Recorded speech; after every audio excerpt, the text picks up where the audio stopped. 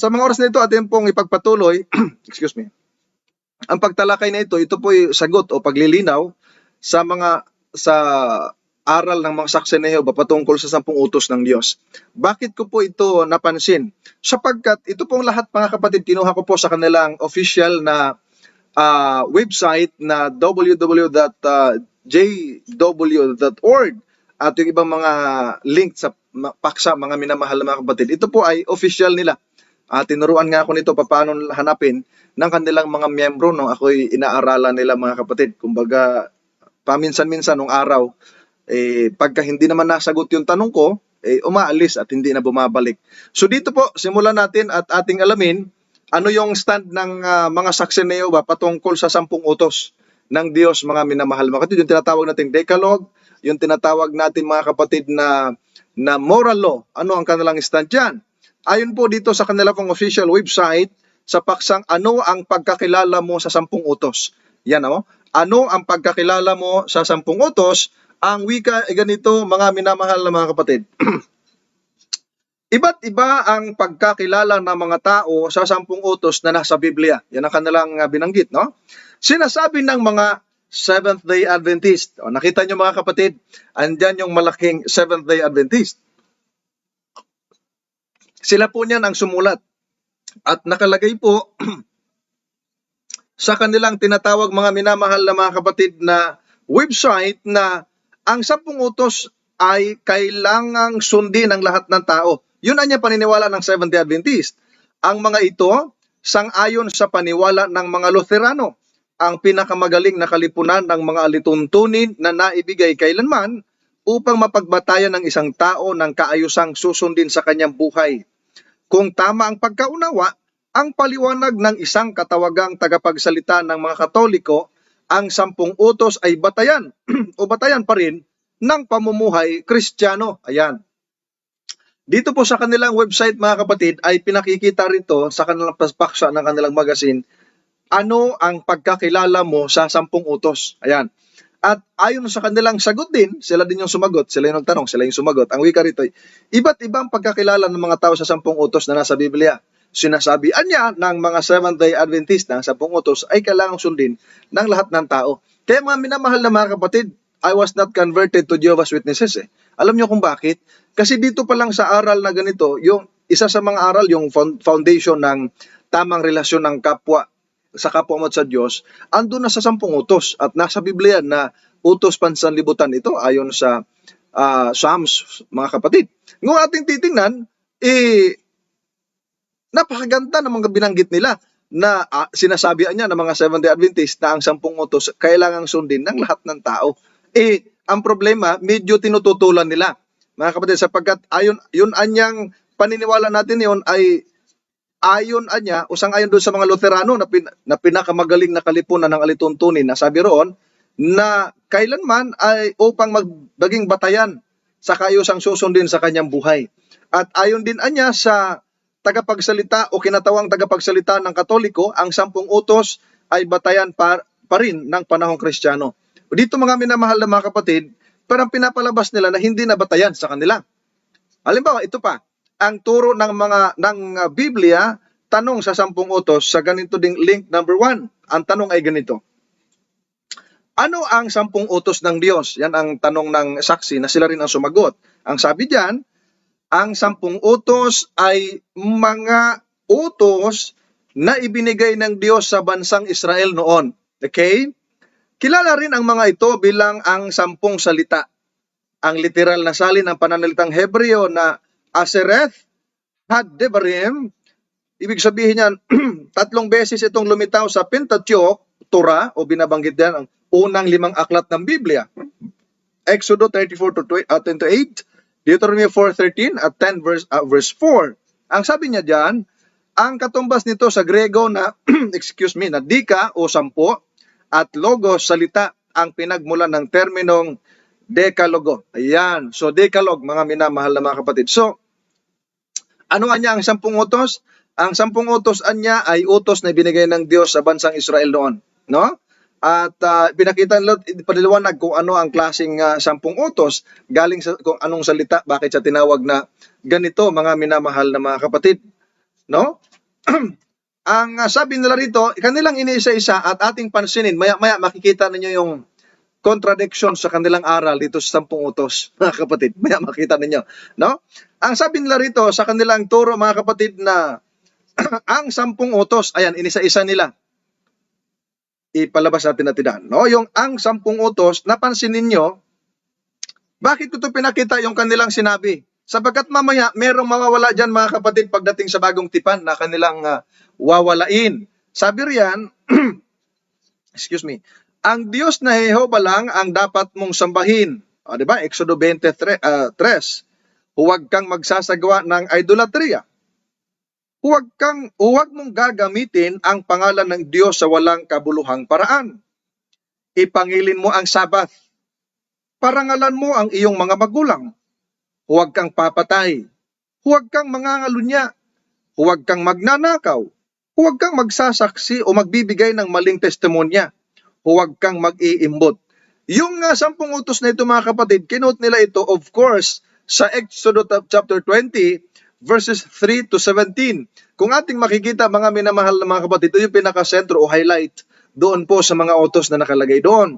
At kung ating titingnan, mga kapatid, ang first commandment, o di ba yung mga saksi ni Jehova, kilala sila doon sa katawagang paggalangan niya sa tunay na pangalan ng Diyos na Jehova, mga kapatid. Therefore, kung wala ng 10 utos sa kanila, yung number 1 na utos na ang Diyos na Jehova lang ang dapat mong sambahin, therefore magiging mali ito. Wala na ito. Kung hindi na ito susundin, sinong Diyos ang sinasamba ng mga saksi ni Jehova? Ayan. Diyan pa lamang, mga kapatid, meron na tayong hint, no? Meron tayong hint doon sa kanilang tinatawag na stand, mga minamahal na mga kapatid. Ngayon, ang tanong nila doon sa kanilang magazine, nandyan yung link sa taas, pwede nyo sundan, para saan ang 10 utos? Ayan. Para saan anya ang 10 utos? Yun ang napagandang tanong na ginawa nila. At sila din ang sumagot. Ang sabi nila, ang 10 utos ay bahagi ng kautosang mosaiko. Ang kautosang iyon ay binubuo ng mahigit 600 utos at nagsisilbing kasunduan o tipan sa pagitan ng Diyos at ng bansang Israel noon. Exodo 34:27. Nangako ang Diyos sa bayang Israel na pagpapalain sila kung susunod sila sa kautosang mosaiko. Exodo 28:1-14. Pero ang pinakalayunin ng kautusan ay para ihanda ang mga Israelita sa pagdating na ipinangakong Mesiyas o Kristo, Galatia 3:24. Dito, mga minamahal na mga kapatid, sa ating nabasa, yung 10 utosan niya ay bahagi ng kautosang mosaiko, no, o Law of Moses na binabanggit nila, na binubuo na mahigit 600 na utos. So tinatawag nilang Law of Moses yung pong 10 Commandments, mga kapatid, which is ang Diyos ang sumulat, ang Diyos ang nagbigay, mga kapatid, at siya ang author. Paano naging Law of Moses, mga kapatid? And then, ang sabi rito, yun anyang 10 utos ay ibinigay bilang pangako, no, ng Diyos na kapag susunod ang mga tao, pagpapalain, mga kapatid. And then, at ang pinakasentroan niya ay para niya maihanda ang Israel sa pagdating na pinangakong Mesiyas o yung Kristo. Ibig sabihin, yun palang 10 utos preparation ng pagdating ni Kristo. Parang ngayon ko lang narinig yung klaseng argumento na ito, mga kapatid, na yung 10 Commandments ay isang paghahanda para sa mga Israelita sa pagdating ni Kristo. Nag-wonder ako, anong kinalaman ng 10 utos kay Kristo, mga kapatid? Kasi bakit nila ito ganito pinalalabas, mga kapatid? Para palabasin na nung ang Panginoong Jesucristo ay napako na sa krus at namatay na, wala na rin yung 10 utos dahil ito'y katuparan kay Kristo. Yun ay maling-maling argumento, mga kapatid. Bakit maling-mali? Sapagkat ang 10 utos ay hindi naman siya prophecy about the Messiah, mga kapatid. Kaya nga yung 10 Commandments, never kong narinig, never kong nabasa, never kong napag-aralan sa theology na yung 10 Commandments is a messianic prophecy. Walang ganun, mga kapatid. Pero dito, lumalabas, paghahanda sa pagdating ng pinangakong Mesiyas o yung Kristo, yung kautosan o yung 10 utos, mga kapatid. And that's deceiving ng pag-aaral o na pagpanlilin lang yun ang tawag natin. Bakit? Kasi Hindi naman siya, when you study about prophecy, never siya na-include yung 10 Commandments patungkol sa pagdating ni Kristo, mga kapatid. Never, parang wala akong nabasang ganun. No, mga kapatid, kayo, ang mga sumusubaybay ngayon, meron ba kayong natutunan o nabasa sa Biblia na yung 10 Commandments ay nagtuturo sa pagdating ni Kristo, mga kapatid? Nagtuturo o siya isang propesya para sa Kristong darating? Parang wala akong ganong nabasa, mga kapatid. Ginawa nila itong ganitong klaseng style para palabasin nung ang ating Panginoong Jesucristo ay namatay, wala na ang 10 utos. Mamaya alamin natin, no? Bukas atin din pong itutuloy yung isang pag-aaral na yung Sabbath na winalanan nila na ipinagpatuloy ng Seventh-day Adventist, mga kapatid. Ano po? Pareho lang din, no? Kaya ating mas liwanagin. Ngayon, meron silang tanong sa kanilang brochure, mga kapatid, ng turo ng Biblia sa 10 utos. Pakinggan niyo anong sabi nila. Sabi riyan, mga kapatid, obligado bang sumunod ang mga Kristiyano sa 10 utos? Ayan. Ang tanong nila, obliged ba o obligado ba yung pong mga Kristiyano na sumunod sa 10 utos? Ang sagot nila sa kanilang tanong, hindi. Pakiulit, mga kapatid, ang sabi nila dyan, hindi. Ang kautusan, kasama na ang 10 utos, ay ibinigay lang ng Diyos sa bansang Israel noon. Ayan. Yung sagot nila, mga kapatid, na yung po, hindi obligado na sumunod ang mga Kristiyano sa 10 utos. Sapagkat yun anyang kautusan, kasama ang 10 utos, it was given only by God to the Israelites. Okay? Yun ang kanilang stand, mga kapatid. Kung susundan natin yung kanilang argumento na the Christian believers are not obliged to follow or to obey God's commandments, therefore, itong klaseng mga Kristiyano ito, hindi tunay na Kristiyano. Anong klaseng Kristiyano? Fake Christian. Bakit fake Christian? Sapagkat yung tunay na Kristiyano, sumusunod sa utos, isa kanila, not obliged, hindi na obligadong sumunod. Kung hindi na obligadong sumunod, therefore, pwede kang pumatay, pwede kang mangalunya, hindi ka naman pala obligadong sumunod eh. Ayan ang masaklap, mga kapatid. Sabi nga ni Kristo, if you love me, keep my commandments. At ang sabi pa roon, this is our love for God. No? Ano ba yon? That we keep His commandments. Diba? Na ating sununod o ating susundin ang kanyang commandments. Bakit dito, mga kapatid, hindi obligadong sumunod? Kung hindi ka obligadong sumunod, pwede kang sumuway. Yan magiging malaking problema, mga kapatid. At ang sabi pa dito sa second stanza, baba lang natin, ang sabi dyan, hindi kailangang sundin ng mga Kristiyano ang kautosang mosaiko. No, pinapalabas nila na kautosang mosaiko ang 10 Commandments. At pinalaya na mula sa kautusan kahit ang mga Hudyong Kristiyano. Ayan, pinalaya na niya doon sa kautusan na mosaiko, pati yung mga Hudyong Kristiyano. Roma 7:6 ang ginamit nila. Sabi rito, ang kautosang mosaiko ay pinalitan na ng kautosan ng Kristo. Ayan. At kasama rito ang lahat ng iniutos ni Jesus sa mga tagasunod niya. Teka, ating papansinin ha, ang sabi nila, mga kapatid, yun anyang kautosang mosaiko pinalitan ng kautosan ni Kristo. So therefore, yung 10 Commandments ay pinalitan ng law of Christ, mga kapatid. At kasama rito niya inutos ni Kristo sa mga tagasunod niya. Teka, si Kristo ba hindi nag-utos ng 10 Commandments? Di ba nung may tanong na binata, Panginoon, ano ang dapat kong gawin upang magkamit ng buhay na walang hanggan? Ang sagot ni Kristo, bakit mo tinanong ang mabuti? Kung gusto mo magkaroon ng buhay na walang hanggan, sundin mo ang mga utos. Wala akong narinig na sinabi ni Kristo na kung gusto mo magkaroon ng buhay na walang hanggan, labagin mo ang mga utos sapagkat kautosan ni Moises yan. Wala akong nakita na yung utos na yung kautosan ni Moises. Ang sagot ng isang binata, alin-alin? Ang sagot ni Kristo, huwag kang papatay, huwag kang mangangalunya, huwag kang magsasaksi. Igalang mo ang iyong mga... Nakita niyo, mga kapatid, nasa 10 Commandments. Pinagkukontra ang kautosan ni Kristo at yung 10 utos. Pinagkukontra, mga minamahal. Ngayon, dahil pinagkukontra nila, nakalimutan nila na yung pong sinasalita ni Kristo, galing sa Diyos. Nagsasalita siya hindi sa kanyang sarili, kundi buhat sa Ama. mga kapatid, nagkaroon tuloy ng malaking problema dito yung mga kaibigan natin mga saksi ni Jehovah. Ngayon dito, pinakikita nila rito mga kapatid na hindi, dalawang hindi ito no? Hindi kailangang sundin ng mga Kristiyano, hindi dapat sundin ng mga Kristiyano ang 10 utos. Okay?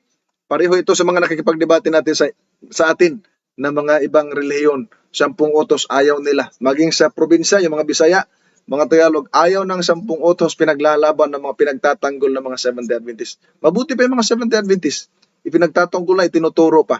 Mamaya, liliwanagin natin mga kapatid. Ngayon, tanong pa rin ng mga saksi, ang sabi nila, mahalaga pa ba sa ngayon ang 10 utos? Ayan, mahalaga pa ba ngayon ang 10 utos? Sabi rito, sagot nila mga kapatid, oo, makikita sa 10 utos ang kaisipan ng Diyos.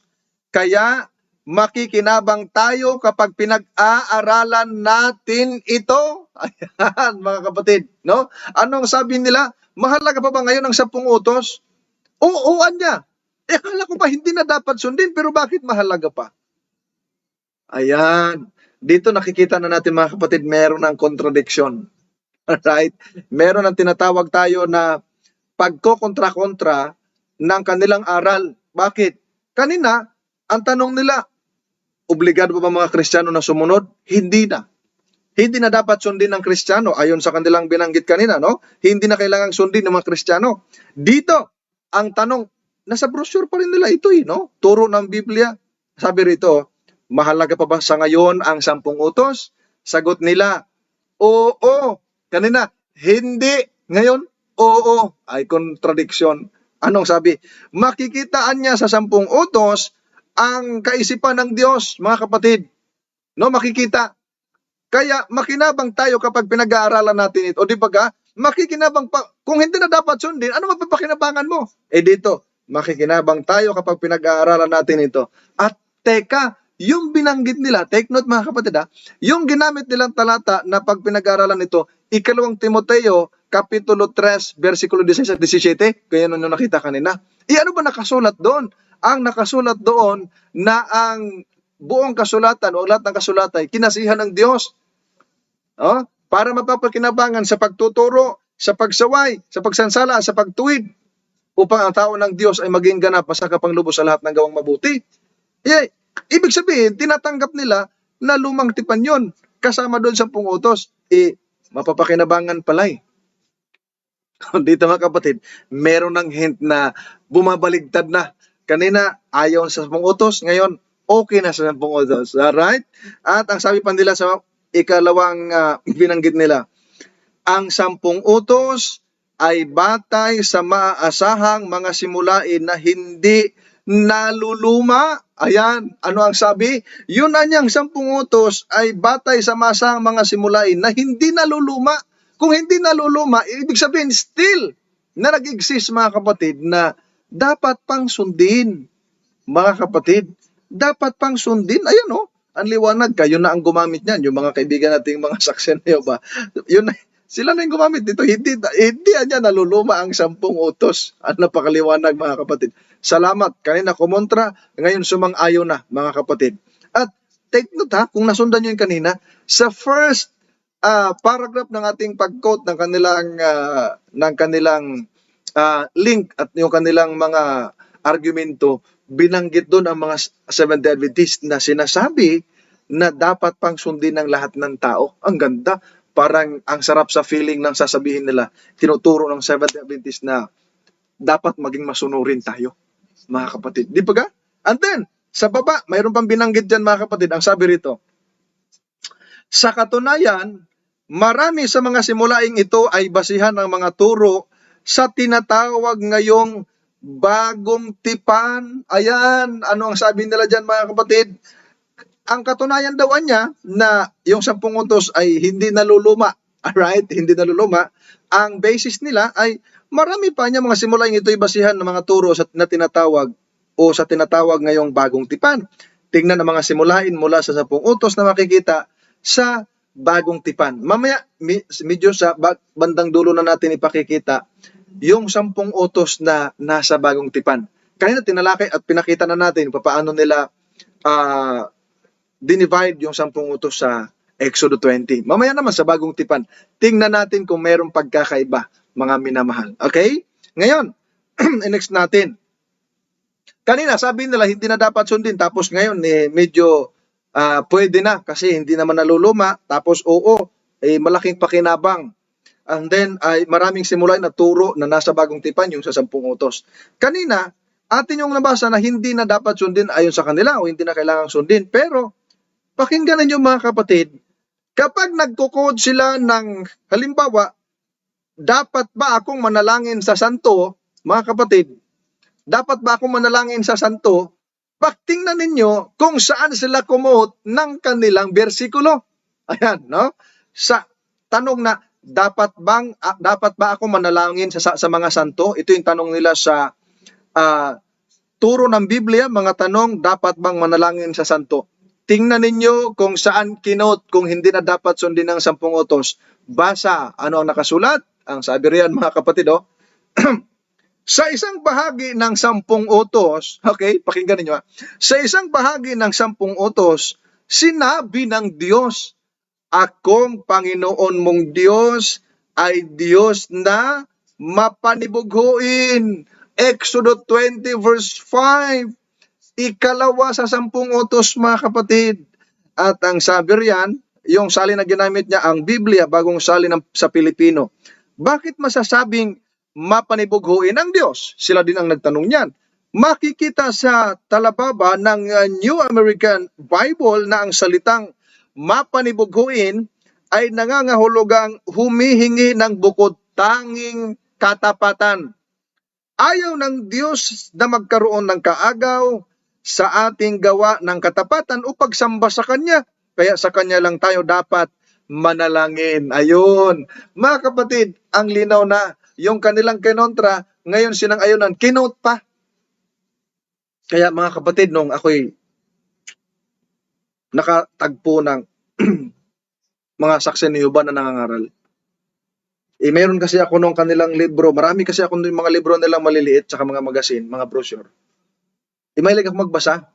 Nang nakita ko doon, ayaw na nga nila nung 10 utos. Itinanong ko, kung hindi nyo na po susundin ang 10 utos, bakit nyo po kinote itong Exodo 20 verse 5? Nakita ko yun doon sa libro nila.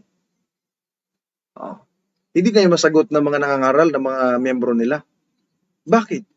Kasi kontra, ayaw sundin pero kinote. Bakit? Kasi kung hindi nila ito susundin, lalabas, ibang Jehovah, hindi na Jehovah na Diyos yung kanilang sinasamba. Mga kapatid, di ba? Kasi ang sabi rito first part niya ng 10 utos sa unang bahagi, may utos ang Diyos na ako ang Diyos na mapanibughuin, di ba? Huwag magkakaroon ng ibang Diyos. Ang sabi dito, yun daw ibig sabihin nun, humihingi ng bukod tanging katapatan. Bakit kinote mo yung Exodo 20? Para sagutin yung tanong, dapat bang manalangin sa santo yung tao? Hindi yan niya. Kasi ang Diyos, merong utos na siya lamang ang ating sasambahin, siya Diyos na mapanibughuin, at sa Kanya lang dapat ang ating katapatan. Ang problema, yung aral nila hindi tapat.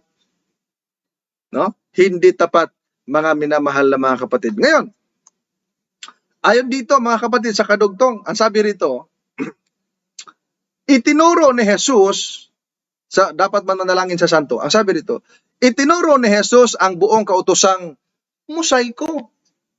Kasama na ang 10 utos ay nakabatay sa 2 pangunahing utos. Sinabi niya, o pakinggan natin yung anong sinabi ni Jesus. Sabi nila hindi daw. Pero pakinggan ninyo, sabi rito ni Jesus, ibigin mo si Jehovah na iyong Diyos ng iyong buong puso at ng iyong buong kaluluwa at ng iyong buong pag-iisip. Ito ang pinakadakila at unang utos. Ang ikalawa, nakatulad o natulad niyaon ay ito. Ibigin mo ang iyong kapwa gaya ng iyong sarili. Sa 2 utos na ito, sabi, sa 2 utos na ito ay nakasalalay ang buong kautusan. O nakita nyo mga kapatid, ang sabi nila riyan, itinuruan niya ni Jesus ang buong kautusan, kasama ang 10 utos na nakabase dito. Itinuro pala ni Jesus mga kapatid. If you are really member of, if you are really a Christian believer, dapat susundin mo ang 10 utos. Hindi lang naman sinabi na may 10 utos lang, marami pa, pero part dapat kasama. Bakit? Kasi kung ikay Kristiyano, itinuro pala ni Kristo eh. Di ba yung Kristiyano taga-sunod ni Kristo? So kung itinuro ni Kristo, dapat sundin mo, mga kapatid, no? Dapat sundin kasi tinuro ni Kristo eh. Paano ka ba naging Kristiyano? Part lang, no? Kung ilang part lang ng nasa Biblia ang susundin mo. Di ba ga? Mga minamahal, ito pa mga kapatid. Doon sa Exodo 20 verse 12, nasa 10 utos din ito na parangalan mo ang iyong ama at ina. Ayan. Doon sa paksang parangalan mo ang iyong ama at ina, meron silang binanggit mga kapatid na ganito. Kung wala nang 10 utos, pakinggan ninyo. Sabi rito, iniutos ng Diyos sa sino mang Israel na parangalan ang kanilang mga magulang, dinagdagan niya ng pangako ang utos na iyan. Kaya mas mapapagsigla silang sumunod. O, di ba ga? Doon na niya sa binanggit, nung binigay itong utos na ito sa Israel, mga kapatid, ay merong utos na parangalan mo ang iyong magulang, iyong ama at ang iyong ina. At meron anyang dagdag yung utos na yon sapagkat merong pangako, mga kapatid, at yung pangako ay siyang naging way para mas mapasigla yung mga sumusunod. O nga naman, ito lang yung utos sa 10 utos na mayroong pangako, mga kapatid, na kapag ka maging magalang ka, no? If you honor your parents, your mother and your father, ay yung haba ng buhay mo din sa lupa will be longer, mga kapatid, no? Mas mahaba pa, mga kapatid ko. Meron maganda nga naman. At pagdating dito, yung nakadilaw, mga kapatid, ang sabi rito, hindi na kailangang sundin ng mga Kristiyano sa ngayon ang kautosang mosaiko o ang kautosan na ibinigay ng Diyos sa mga Israelita. O, di ba ga? Hindi na anya. Kasama 10 utos dyan eh. Ngayon, pagdating dyan sa dark na dilaw, ang sabi dyan, pero, may pero ha, kaya na hindi na kailangang sundin. Pero, hindi pa rin nagbabago ang mga pamantayan ng Diyos. Ang mga prinsipyo na makikita sa kautosan ng Diyos ay magagamit pa rin sa ngayon. Kaya mahalaga ito sa mga Kristiyano. Alam niyo mga kapatid, ang binabasa ko to. Natatawa ako mga kapatid Kasi ang sabi nila, hindi na kailangang sundin ng mga Kristiyano. Pero pagdating sa baba, mahalaga ito sa mga Kristiyano. Kung hindi na kailangang sundin, bakit mahalaga pa? Dapat hindi na mahalaga para hindi na kailangang sundin, mahalaga pa Di ba mga kapatid? Kung mahalaga pa sa'yo, dapat sinusunod mo. Mayroong utos ito ng Diyos mga kapatid. Dito nagkaroon ng kontra. Isang paragraph, meron 2 punto na magkaiba, na magkakontra, mga kapatid. Ito'y malaking, di ko alam kung nalilito ba dito yung sumulat nito na kanilang mga leaders. O litong-lito talaga, mga kapatid. No? In fairness naman sa ating mga kaibigan, mga Saksi ng Jehova, ginukot lang natin ito. Bakit? Binanggit naman yung ating name, no? Yung Seventh Adventist doon na, at maganda yung pagkabanggit paniniwala ng mga Seventh Adventist, dapat pang sundin ng lahat ng mga tao. Sa kanila, hindi na kailangang sundin, pero mahalaga. Ano yan? Display? Display ba yan? Decoration? Mga kapatid? O, di ba ga? Itakot nga silang magpakuha ng dugo. Lalo pag nag-donate sa mga nangailangan, takot sila, ayaw nila. Pagpatay pa kaya? O hindi naman pala nilalapag, ba't ayaw sundin? O, di ba? Hindi sinusunod sa salita, pero sinusunod sa gawa. Ang tawag dyan self-contradiction. Self-contradiction. Kinokontra ang sariling pamantayan, mga minamahal na mga kapatid. Nakita nyo kayo natin binasa, hindi na kailangang sundin pagdating sa baba. Pero, yun ang pamantayan ng Diyos, hindi nagbabago doon sa utos. At ang prinsipyo na makikita sa kautosan ng Diyos ay magagamit pa rin hanggang ngayon, sabi nila. Kaya mahalaga ito sa mga Kristiyano na loko na, mga kapatid. Hindi na kailangan sundin, pero mahalaga pa rin, nagagamit pa rin.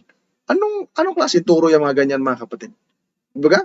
Parang kakaiba yung ganitong turo na parang hindi ko makunik. Mga kapatid, no? Hindi makunik. Ito pa, doon sa kanilang library magazine, Angkop bang sambahin si Jesus? Yun ang paksa. Angkop ba o nararapat bang sambahin si Jesus? Ating sagutin, ating basahin yung kanilang sagot sa kanila din tanong. Sabi nila, sa katunayan, hinahanap ng Ama ang mga katulad nito upang sumamba sa Kanya. Juan 4:23 at 24. Oo, ang mapitagang pagsamba ay dapat na sa Diyos lamang ipahayag.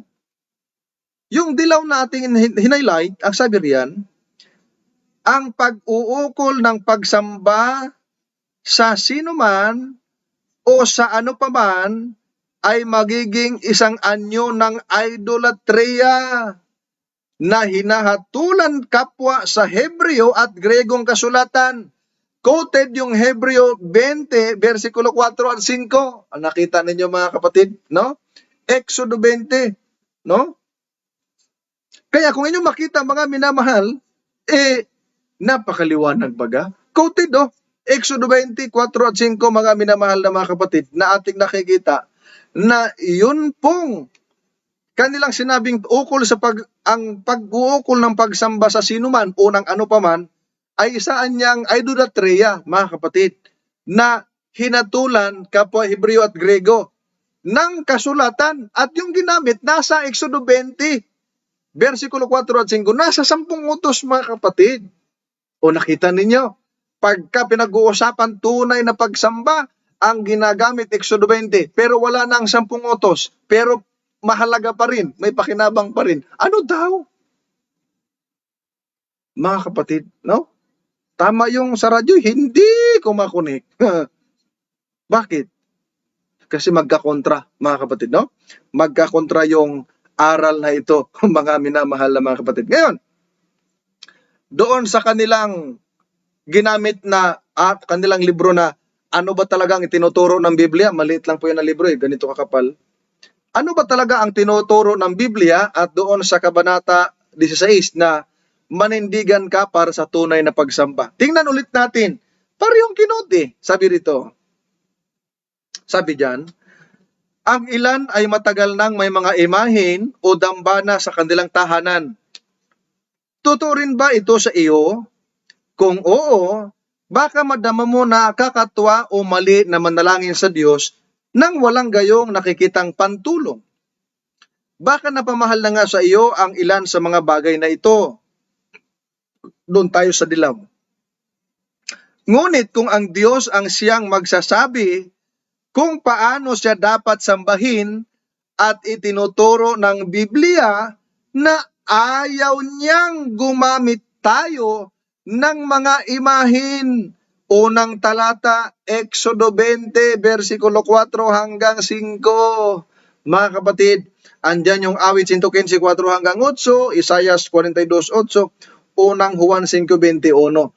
Nangunguna ang Exodo 20, versikulo 4 hanggang 5.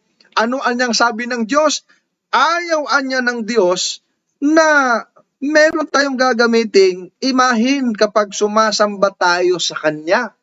Mga kapatid, ano nangyari, mga kapatid? Di ba ka? Dito palang kontra-kontra. Bakit natin ito pinalabas, mga kapatid? Para huwag ma-deceive, malinlang kapag mayroon napunta sa inyo, mga kapatid. No? Bakit? Kasi pag hindi mo alam ito, akala mo tama, akala mo lang yon. Pero mali, maling, mga kapatid. Kontra-kontra yung aral nila, ayaw sa 10 utos, kinukot ang nasa 10 utos. Para yung ating tinatawag na suod, ano ba tawag sa suod? Yung bang suki, hindi pala suki pala. Suki kadebate ng Adventist ngayon. Ayaw niya sa 10 utos, hindi na daw dapat to pa rin ng mga Kristiyano. Pero nung ginamitan niya si Pastor Dizon, mga kapatid, ng talata sanabihan niya na huwag mamaratang, huwag magsaksi ng kasinungalingan sa kapwa. Kinote niya ang Exodo 20, versikulo 16, huwag kang magsasaksi ng kasinungalingan laban sa iyong kapwa. Wala na 10 utos, pero kinukot. Napaka inconsistent na aral, mga kapatid. No? Nakita natin at ang ganda ng ating pag-aaral. Ngayon, dito sa tanong, no, bago tayo mag-end, No, malapit lang tayo, madali lang ito pag-aaral natin eh. Dapat mo bang sundin ang 10 utos? Ayan ang tanong sa kanila. Tanong din nila yan na sila din ang sumagot. O, pakinggan natin yung sagot nila. Sabi riyan, kung ano ang dapat mong sundin sa paksa. Ngayon, sabi nila, yamang ang mga Kristiyano ay wala sa ilalim ng kautusan, sila ba'y malaya na buhat sa lahat ng moral na pagbabawal? Hindi naman. O yan, gaya ng ipinakikita ni Pablo, ang mga Kristiyano ay iniakay ng banal na Espiritu ng Diyos at hindi nito inaakay ang sinuman sa kasalanan. Therefore, doon sa kanilang stand mga kapatid ko, na hindi pala inaakay sa kasalanan, di sinusunod pa rin. Tama naman yung hindi sa ilalim ng kautusan. Bakit? Kasi yung nasa ilalim ng kautusan, yun lumalabag. You are under the law if you are a lawbreaker. No? Pero kung hindi ka naman lawbreaker, ikaw ay, kaya nga, pag ikaw ay masunurin, hindi ka nasa ilalim ng kautusan. You are under grace sa biyaya, mga kapatid. Ngayon, yung dilaw na ating na-highlight dyan sa baba na isang paragraph, pansinin ninyo mga kapatid. Sabi riyan, hinimok dito sila na lumayo rin sa mga kasalanan na binabanggit sa 10 utos. Ayan, nakita ninyo mga kapatid. Yun anyang mga Kristiyano ay hinihimok ng banal na Espiritu na lumayo sa kasalanan na binabanggit sa 10 utos. Kita ninyo? Even the Holy Spirit, no? Hinihimok pala tayo na lumayo doon sa kasalanan kapag lumabag ka doon sa 10 utos. Halimbawaan niya, kung babasahin mo ang unang Korinto 6, 9 at 10, masusumpungan mo ang ilang mga kautosang Kristiyano ay kahawig ng ilan sa 10 utos. Ang mga ito ay ang mga pagbabawal laban sa pagsamba sa Diyos-Diyusan, pangangalunya, pagnanakaw at kaimbutan. Nakita ninyo mga kapatid, nasa 10 utos pala. Kaya yung aral nila, kampi, atake, no? Parang sila lang din yung nababasag mga kapatid. Parang bulan na ibinahon tumama sa kanyang mukha. No? Mga ganun ang nangyari mga kapatid. Bakit? Kasi, bakit hindi na lang sundin? Bakit pa pagkontra-kontrahin pa yung sinasabi? Mga kapatid. Ang Seventh-day Adventist talagang pinatutunayan, pinakikita na dapat pang sundin ang 10 utos. Pero hindi 10 utos lang. Hindi 10 utos lang. Mga kapatid. Marami pa. No? Kaya lang, isa sa sinusunod ng Seventh-day Adventist, yung 10 utos. Nakalagay kasi sa Mateo na sabi ni Kristo na pagka mayroong lumalabag at magturo na dapat nang labagin, kalitlitan. Sabi ni Ninong Johnson, parang tungaw ka sa harapan ng Panginoon, hindi ka kilala. Pero pag itinuro mo na dapat pang sundin at ginanap mo, abay napakaganda mga minamahal na mga kapatid. No? Kanina, ipinakita natin yung pong pagpapakita nila ng 10 utos, maganda yung pagkahanay, no? Sa Bisaya pa, no? Yung pagkahanay ba? Mula unang utos hanggang 10 utos, andoon yung huwag kang magkakaroon ng ibang Diyos sa harap niya, huwag kang gagawa ng ribulto, mga imahin, igalang mo ang pangalan ng Panginoon, ipangilin mo ang araw ng Sabat, igalang mo ang iyong mga magulang, o di ba ka nandun Huwag kang papatay, huwag kang magnanakaw, huwag kang mangangalunya, di ba ka? Huwag kang magnanakaw, huwag kang mangalunya, huwag kang magsasaksi ng kasilungan sa iyong kapwa, huwag kang mag-iimbot, di ba ka? Andun, yung 10. Pagdating sa New Testament, pansinin niyo alin ang nawala, mga kapatid. Gawa rin nila ito, mga kapatid. Sabi riyan, gawa rin nila iyon, mga simulain mula sa 10 utos na makikita sa bagong tipan. Di ba? Mulaan niya sa 10 utos. Saan makikita? Sa bagong tipan. Number 1, ang Diyos na Jehova lang ang dapat mong sambahin. Apokalipsis 22, 8 at 9. Pangalawa, huwag kang magsasagawa ng idolatria o ng Korinto 10:14. Ikatlo, igalang mo ang pangalan ng Diyos, Mateo 6:9. Ikaapat, sambahin mo ang Diyos ng regular. May napansin ba kayo dyan? Number 5, parangalan mo ang iyong mga magulang, Efeso 6:1 at 2. 6, huwag kang papatay, unang Juan 3:15. Pampito, huwag kang mangangalonya, Hebreo 3:4. Huwag kang magnanakaw, Efeso 4:28. Huwag kang magbibigay ng maling testimonya, Efeso 4:25. Huwag kang mag-iimbot, Lucas 12:15. Meron ba kayong napansin dyan, mga kapatid? Aba, meron. Ano yung napansin nyo dyan? Number 4. Kaya nilagyan ko doon ng note, pansinin. Ang nakalagay, sambahin mo ang Diyos ng regular. Napansin niyo sa lahat ng nandyan, yung pang-apat lang ang namali. Wala sa 10 utos yan na sambahin mo ang Panginoon mong Diyos sa regular. Yung pagsamba, doon dapat yan sa ikalawang utos. Nilagay sa pang-apat. Bakit? Kasi instead na Sabat ang nilagay, yan ang nilagay nila. Bakit? Kasi ang totoo niyan, mga kapatid, sinusunod naman nila yung siyam. Kaya nga, merong pagsunod, merong hindi, merong pagsunod, merong hindi na ginagawa, laban bawi yung ginagawa nila sa doktrina. Bakit? Kasi pag ilalagay nila yung Sabat, lalabas niyan, mangingili na sila ng Sabat. O, hindi nila nilagay yung Sabat. Bakit hindi nila nilagay, mga kapatid? Bakit hindi nila sinali? Si Kristo pa ulit-ulit binanggit yung Sabat eh. The Sabbath was made for the benefit of men. The Sabbath was made for men. Dapat nilagay nila yung dyan. Ba't nila nilagay? O unfair, mga kapatid. Di ba ka? Sapagkat yung buong 10 utos, nandyan din yan sa bagong tipan, nagkahiwalay lang. Ang problema, hindi nila nilagay sa pang-apat yung Sabbath. Bakit? Pag ilalagay nila, then they should keep the Sabbath. Mga kapatid, bukas, tatalakayin natin yung Sabbath na nilalabag nila, mga kapatid. Tatalakayin natin. Ayon din sa kanilang Biblia, no, yung kanilang Biblia ito. Bagong sanlibutang salin ng banal na kasulatan. No? Sila mismo nag-translate nito, mga kapatid. Okay? So, merong malaking problema, mga kapatid. Kasi kung ating titingnan, ang paulit-ulit na binanggit ni Kristo at ng mga apostol ang Sabat, no? Merong Marcos 2:27, Mateo 12:12, at Lucas 4:16, Gawa 16:13, Gawa 17:2, Gawa 13:14, Gawa 13:42 hanggang 44, Hebreo 4:9, at marami pang iba, mga kapatid ko, no? So unfair ang pagkalatag nila. Hindi nilatag yung Sabat, nandiyan naman sa bagong tipan eh.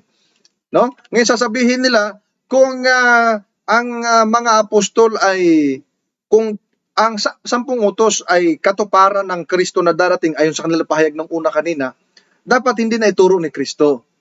Hindi, kasi, halimbawa, itinuro ni Kristo nung buhay pa siya. Itong namatay na si Kristo, di fulfillment na. Dapat hindi na ituro ng mga apostol. Itinuro ni Juan, itinuro ni Santiago, itinuro ni Apostol Pablo.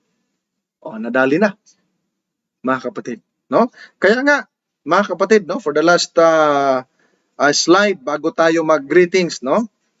Ang 10 utos sa bagong tipan, itinuro ni Kristo, mga kapatid. Mateo 5:17 hanggang 19, Mateo 19:17 hanggang 19, Mateo 22:36 hanggang 40. Si Kristo itinuro. Itinuro ng mga apostol. Roma 13:9 hanggang 10, Efeso 6:2, Santiago 2:10 hanggang 11. Itinuro ng mga apostol. Kaya nga, ang 10 utos, mga kapatid, ay pag-ibig natin sa Diyos at pag-ibig natin sa kapwa. Okay? Pag may pag-ibig ka sa Diyos, may pag-ibig ka sa kapwa, nangangahulugang sumusunod ka sa utos. Sapagkat ang pag-ibig natin sa Diyos, pagsunod sa kanyang mga utos, mga kapatid. Kaya nga, dito sa ABC, ang 10 utos ng Diyos, nagtuturo ng tamang relasyon natin sa Kanya at sa ating kapwa. Okay? At ang 10 utos, ang pagsunod natin ay pagpapakita ng pag-ibig natin sa Diyos at sa ating kapwa.